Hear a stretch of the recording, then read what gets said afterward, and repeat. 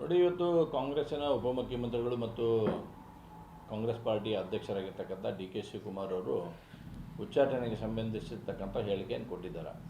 ಇವತ್ತು ಇವರೇನಾದರೂ ಉಚ್ಚಾಟನೆಗೊಳ್ಳಲಿಕ್ಕೆ ಮೂಲ ಕಾರಣ ಯಾರಂದರೆ ಇದಕ್ಕೆ ನೇರವಾಗಿ ಡಿ ಕೆ ಶಿವಕುಮಾರ್ ಅವರು ಅನ್ನುವಂಥದ್ದನ್ನು ಭಾಳ ಸ್ಪಷ್ಟವಾಗಿ ಹೇಳಕ್ಕೆ ಇಚ್ಛೆಪಡ್ತೀನಿ. ಅವರು ಇವತ್ತು ದೈಹಿಕವಾಗಿ ಮಾತ್ರ ಇಲ್ಲದರೂ ಮಾನಸಿಕವಾಗಿ ಕಾಂಗ್ರೆಸ್ ಜೊತೆ ಸೇರಿದಂಥ ಸಂದರ್ಭ ಕಳೆದ ಹಲವಾರು ತಿಂಗಳಿಂದ ನಡೆದಿದ್ದು. ಇವತ್ತು ಪಕ್ಷ ಒಂದು ಸರಿಯಾಗಿರ್ತಕ್ಕಂಥ ತೀರ್ಮಾನವನ್ನು ತೆಗೆದುಕೊಂಡಿದೆ. ಪಕ್ಷಕ್ಕೆ ಎಲ್ಲರೂ ಕೂಡ ಒಟ್ಟಾಗಿ ಒಂದಾಗಿ ಹೋಗ್ತಕ್ಕಂಥ ಕೆಲಸ ಇರಬೇಕು. ಪಕ್ಷದಲ್ಲಿ ಭಿನ್ನಾಭಿಪ್ರಾಯ ಇದ್ದರೆ ಅದರೊಂದು ಚೌಕಟ್ಟಿನಲ್ಲಿ ಕುಂತು ಮಾತಾಡಿ ಸರಿ ಮಾಡ್ಕೊಳ್ಳೋಂಥ ಪ್ರಯತ್ನ ಆಗಬೇಕಾಗಿತ್ತು. ಅದಾಗಲಿಲ್ಲ. ಆ ಕಾರಣಕ್ಕಾಗಿ ಇವತ್ತು ಪಕ್ಷ ತೆಗೆದುಕೊಂಡಿರ್ತಕ್ಕಂಥ ತೀರ್ಮಾನಕ್ಕೆ ನಾವೆಲ್ಲ ಸ್ವಾಗತವನ್ನು ಕೊಡ್ತೀವಿ. ಶಿವಕುಮಾರ್ ಹೆಬ್ಬಾರೆ ಸೋಮಶೇಖರ್ ವಿಧಾನಸೌಧದಲ್ಲಿ ಅತ್ಯಾಚಾರ. ನೋಡಿ, ಡಿ ಕೆ ಶಿವಕುಮಾರ್ ಅವರು ಇವತ್ತು ಅನೇಕ ಹೇಳಿಕೆಗಳನ್ನು ಕೊಡ್ತಾ ಇದ್ದಾರೆ. ಮುತ್ತು ರತ್ನಗಳನ್ನು ಇಟ್ಕೊಂಡು HIV ಇಂಜೆಕ್ಷನ್ ಬಗ್ಗೆ ಅನ್ನುವಂಥದ್ದನ್ನು ಹೇಳಿದ್ದಾರೆ. ಇದಕ್ಕೆಲ್ಲ ಮೂಲ ಕಾರಣ ಯಾರು ಅಂತಂದರೆ ಇದಕ್ಕೆ ಸನ್ಮಾನ್ಯ ಉಪಮುಖ್ಯಮಂತ್ರಿಗಳಾಗಿರ್ತಕ್ಕಂಥ ಡಿ ಕೆ ಶಿವಕುಮಾರ್ ಅವರು ಅನ್ನುವಂಥದ್ದನ್ನು ಯೋಚನೆ ಮಾಡಬೇಕು. HIV ಇಂಜೆಕ್ಷನ್ನು ಇನ್ನೇನು ಇತ್ಯಾದಿಗಳನ್ನು ಮಾತಾಡ್ತಾರೆ ಅಂತಂದ್ರೆ ಅವ್ರಿಗೆ ಗೊತ್ತಿರುತ್ತದೆ ಯಾರು ಏನು ಅಂತಂದಾಗ.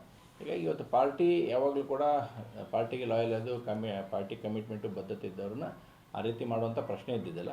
ಆದರೆ ಇವತ್ತು ದೈಹಿಕವಾಗಿ ಈ ಕಡೆ ಉಳಿದು ಮಾನಸಿಕವಾಗಿ ಆ ಕಡೆ ಹೋಗಿರ್ತಕ್ಕಂಥ ಅದು ವಿಶೇಷವಾಗಿ ಇದಕ್ಕೆಲ್ಲದಕ್ಕೂ ಮೂಲ ಕಾರಣ ಉಪಮುಖ್ಯಮಂತ್ರಿಗಳಾಗಿರ್ತಕ್ಕಂಥ ಡಿ ಕೆ ಶಿವಕುಮಾರ್ ಅವರಿದ್ದಾರೆ. ಆ ಕಾರಣಕ್ಕಾಗಿ ಇವತ್ತು ಪಾರ್ಟಿಗೆ ತೀರ್ಮಾನವನ್ನು ತೆಗೆದುಕೊಂಡಿದೆ. ಪಾರ್ಟಿ ತೀರ್ಮಾನಕ್ಕೆ ತಾವೆಲ್ಲರೂ ಬದ್ಧರಾಗಿರ್ಬೇಕು ಅನ್ನೋಂಥ ಅದನ್ನು ತಿಳಿಸೋಕ್ಕೆ ಇಷ್ಟಪಡ್ತೇನೆ.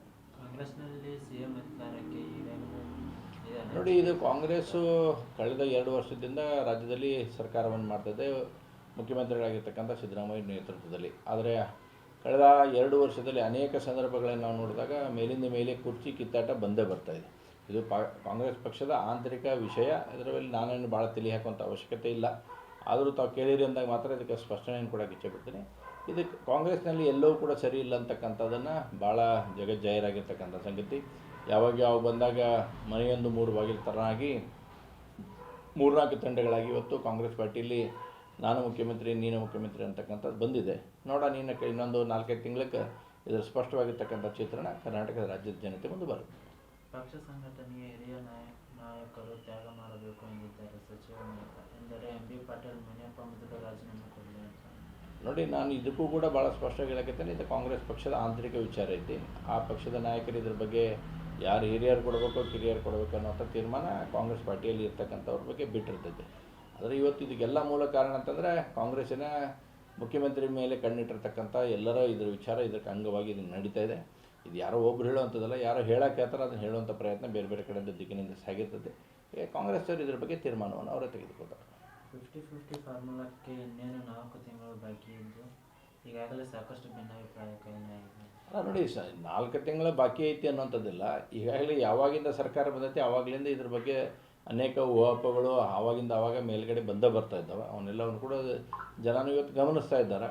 ಒಂದೊಂದು ಸಲ ನಾನು ಮುಖ್ಯಮಂತ್ರಿ ನೀನು ಮುಖ್ಯಮಂತ್ರಿ ಅಂತ ಬರ್ತಾಯಿದೆ. ಹಾಗಾಗಿ ಇನ್ನೊಂದು 4-5 ತಿಂಗಳಲ್ಲಿ ಸ್ಪಷ್ಟ ಚಿತ್ರಣ ರಾಜ್ಯದ ಜನತೆಗೆ ಸಿಗುತ್ತೆ. ಕಾಂಗ್ರೆಸ್ ಪಾರ್ಟಿಯ ಆಂತರಿಕ ಭಿನ್ನಮತ ಎನ್ನುವಂಥದ್ದು ಏನೈತೆ 4-5 ತಿಂಗಳಲ್ಲಿ ಸಂಪೂರ್ಣ ಸ್ಫೋಟಗಳ ಮುಖಾಂತರ ಯಾವ ಹಂತಕ್ಕೆ ಹೋಗ್ತೈತಿ ಅನ್ನೋಂಥದ್ದು ಮುಂದಿನ ದಿನಮಾನಗಳಿಗೆ ಗೊತ್ತಾಗುತ್ತಿಲ್ಲ.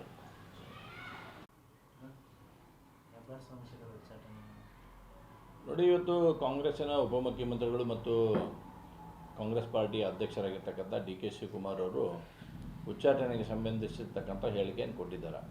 ಇವತ್ತು ಇವರೇನಾದರೂ ಉಚ್ಚಾಟನೆಗೊಳ್ಳಲಿಕ್ಕೆ ಮೂಲ ಕಾರಣ ಯಾರಂದರೆ ಇದಕ್ಕೆ ನೇರವಾಗಿ ಡಿ ಕೆ ಶಿವಕುಮಾರ್ ಅವರು ಅನ್ನುವಂಥದ್ದನ್ನು ಭಾಳ ಸ್ಪಷ್ಟವಾಗಿ ಹೇಳಕ್ಕೆ ಇಚ್ಛೆಪಡ್ತೀನಿ.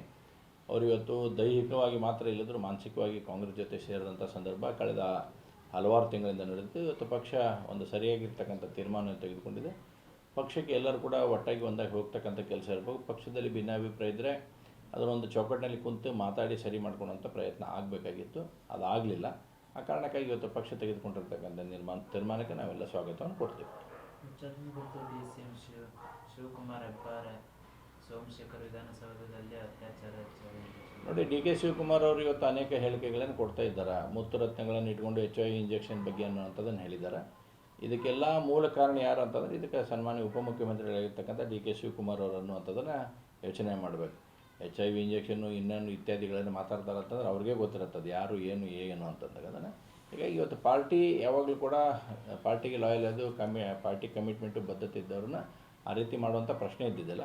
ಆದರೆ ಇವತ್ತು ದೈಹಿಕವಾಗಿ ಈ ಕಡೆ ಉಳಿದು ಮಾನಸಿಕವಾಗಿ ಆ ಕಡೆ ಹೋಗಿರ್ತಕ್ಕಂಥ ಅದು ವಿಶೇಷವಾಗಿ ಇದಕ್ಕೆಲ್ಲದಕ್ಕೂ ಮೂಲ ಕಾರಣ ಉಪಮುಖ್ಯಮಂತ್ರಿಗಳಾಗಿರ್ತಕ್ಕಂಥ ಡಿ ಕೆ ಶಿವಕುಮಾರ್ ಅವರಿದ್ದಾರೆ. ಆ ಆ ಕಾರಣಕ್ಕಾಗಿ ಇವತ್ತು ಪಾರ್ಟಿ ತೀರ್ಮಾನವನ್ನು ತೆಗೆದುಕೊಂಡಿದೆ. ಪಾರ್ಟಿ ತೀರ್ಮಾನಕ್ಕೆ ತಾವೆಲ್ಲರೂ ಬದ್ಧರಾಗಿರ್ಬೇಕು ಅನ್ನೋದು ಅದನ್ನು ತಿಳಿಸೋಕ್ಕೆ ಇಷ್ಟಪಡ್ತೇನೆ. ಕಾಂಗ್ರೆಸ್ನಲ್ಲಿ ಸಿಎಂ ಅಧಿಕಾರಕ್ಕೆ ಈಗಾಗಲೇ ನೋಡಿ, ಇದು ಕಾಂಗ್ರೆಸ್ಸು ಕಳೆದ 2 ವರ್ಷದಿಂದ ರಾಜ್ಯದಲ್ಲಿ ಸರ್ಕಾರವನ್ನು ಮಾಡ್ತಿದೆ, ಮುಖ್ಯಮಂತ್ರಿಗಳಾಗಿರ್ತಕ್ಕಂಥ ಸಿದ್ದರಾಮಯ್ಯ ನೇತೃತ್ವದಲ್ಲಿ. ಆದರೆ ಕಳೆದ 2 ವರ್ಷದಲ್ಲಿ ಅನೇಕ ಸಂದರ್ಭಗಳನ್ನು ನಾವು ನೋಡಿದಾಗ ಮೇಲಿಂದ ಮೇಲೆ ಕುರ್ಚಿ ಕಿತ್ತಾಟ ಬಂದೇ ಬರ್ತಾಯಿದೆ. ಇದು ಕಾಂಗ್ರೆಸ್ ಪಕ್ಷದ ಆಂತರಿಕ ವಿಷಯ. ಇದರಲ್ಲಿ ನಾನೇನು ಭಾಳ ತಲೆ ಹಾಕುವಂಥ ಅವಶ್ಯಕತೆ ಇಲ್ಲ. ಆದರೂ ತಾವು ಕೇಳಿರಿ ಅಂದಾಗ ಮಾತ್ರ ಇದಕ್ಕೆ ಸ್ಪಷ್ಟನೆಯನ್ನು ಕೊಡೋಕ್ಕೆ ಇಚ್ಛೆಪಡ್ತೀನಿ. ಇದಕ್ಕೆ ಕಾಂಗ್ರೆಸ್ನಲ್ಲಿ ಎಲ್ಲವೂ ಕೂಡ ಸರಿ ಇಲ್ಲ ಅಂತಕ್ಕಂಥದ್ದನ್ನು ಭಾಳ ಜಗಜ್ಜಾಹೀರಾಗಿರ್ತಕ್ಕಂಥ ಸಂಗತಿ. ಯಾವಾಗ ಬಂದಾಗ ಮನೆಯೊಂದು 3 ಬಾಗಿಲು ತರನಾಗಿ 3-4 ತಂಡಗಳಾಗಿ ಇವತ್ತು ಕಾಂಗ್ರೆಸ್ ಪಾರ್ಟಿಯಲ್ಲಿ ನಾನು ಮುಖ್ಯಮಂತ್ರಿ, ನೀನು ಮುಖ್ಯಮಂತ್ರಿ ಅಂತಕ್ಕಂಥದ್ದು ಬಂದಿದೆ. ನೋಡೋಣ ಇನ್ನೊಂದು 4-5 ತಿಂಗಳಿಗೆ ಇದರ ಸ್ಪಷ್ಟವಾಗಿರ್ತಕ್ಕಂಥ ಚಿತ್ರಣ ಕರ್ನಾಟಕದ ರಾಜ್ಯದ ಜನತೆ ಮುಂದೆ ಬರುತ್ತೆ. ಪಕ್ಷ ಸಂಘಟನೆಯ ಹಿರಿಯ ನಾಯಕರು ತ್ಯಾಗ ಮಾಡಬೇಕು ಎಂದಿದ್ದಾರೆ ಸಚಿವ ನಾಯಕ. ಎಂದರೆ MB ಪಾಟೀಲ್ ಮುನಿಯಪ್ಪ ಮೊದಲು ರಾಜೀನಾಮೆ ಕೊಡಲಿ ಅಂತ. ನೋಡಿ, ನಾನು ಇದಕ್ಕೂ ಕೂಡ ಭಾಳ ಸ್ಪಷ್ಟವಾಗಿ ಹೇಳಕತ್ತೇನೆ. ಇದು ಕಾಂಗ್ರೆಸ್ ಪಕ್ಷದ ಆಂತರಿಕ ವಿಚಾರ ಐತಿ. ಆ ಪಕ್ಷದ ನಾಯಕರು ಇದ್ರ ಬಗ್ಗೆ ಯಾರು ಹಿರಿಯರು ಕೊಡಬೇಕು, ಕಿರಿಯರು ಕೊಡಬೇಕು ಅನ್ನೋಂಥ ತೀರ್ಮಾನ ಕಾಂಗ್ರೆಸ್ ಪಾರ್ಟಿಯಲ್ಲಿ ಇರ್ತಕ್ಕಂಥವ್ರ ಬಗ್ಗೆ ಬಿಟ್ಟಿರ್ತೈತೆ. ಆದರೆ ಇವತ್ತು ಇದಕ್ಕೆಲ್ಲ ಮೂಲ ಕಾರಣ ಅಂತಂದರೆ ಕಾಂಗ್ರೆಸ್ಸಿನ ಮುಖ್ಯಮಂತ್ರಿ ಮೇಲೆ ಕಣ್ಣಿಟ್ಟಿರ್ತಕ್ಕಂಥ ಎಲ್ಲರ ಇದ್ರ ವಿಚಾರ ಇದಕ್ಕೆ ಅಂಗವಾಗಿ ಇದು ನಡೀತಾ ಇದೆ. ಇದು ಯಾರೋ ಒಬ್ರು ಹೇಳುವಂಥದ್ದಲ್ಲ, ಯಾರೋ ಹೇಳಕ್ಕೆ ಹೇಳ್ತಾರೆ, ಅದನ್ನು ಹೇಳುವಂಥ ಪ್ರಯತ್ನ ಬೇರೆ ಬೇರೆ ಕಡೆಯಿಂದ ದಿಕ್ಕಿನಿಂದ ಸಾಗಿರ್ತದೆ. ಕಾಂಗ್ರೆಸ್ ಅವರು ಇದ್ರ ಬಗ್ಗೆ ತೀರ್ಮಾನವನ್ನು ಅವರೇ ತೆಗೆದುಕೊಳ್ತಾರೆ. 50-50 ಫಾರ್ಮುಲಾಕ್ಕೆ ಇನ್ನೇನು 4 ತಿಂಗಳು ಬಾಕಿ ಇದ್ದು ಈಗಾಗಲೇ ಸಾಕಷ್ಟು ಭಿನ್ನಾಭಿಪ್ರಾಯ ಕೈಲಾಗಿದೆ. ನೋಡಿ, 4 ತಿಂಗಳ ಬಾಕಿ ಐತಿ ಅನ್ನೋಂಥದ್ದಿಲ್ಲ. ಈಗಾಗಲೇ ಯಾವಾಗಿಂದ ಸರ್ಕಾರ ಬಂದೈತಿ ಆವಾಗಲಿಂದ ಇದ್ರ ಬಗ್ಗೆ ಅನೇಕ ಊಹಾಪೋಹಗಳು ಆವಾಗ ಮೇಲ್ಗಡೆ ಬರ್ತಾ ಇದ್ದಾವೆ. ಅವನ್ನೆಲ್ಲವನ್ನು ಕೂಡ ಜನರು ಇವತ್ತು ಗಮನಿಸ್ತಾ ಇದ್ದಾರೆ. ಒಂದೊಂದು ಸಲ ನಾನು ಮುಖ್ಯಮಂತ್ರಿ, ನೀನು ಮುಖ್ಯಮಂತ್ರಿ ಅಂತ ಬರ್ತಾ ಇದೆ.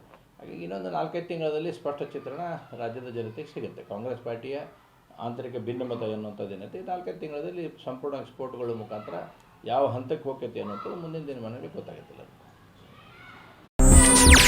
ಹೆಚ್ಚಿನ ಸುದ್ದಿಗಳಿಗಾಗಿ ನಮ್ಮ ಚಾನೆಲ್ನ ಸಬ್ಸ್ಕ್ರೈಬ್ ಮಾಡಿ,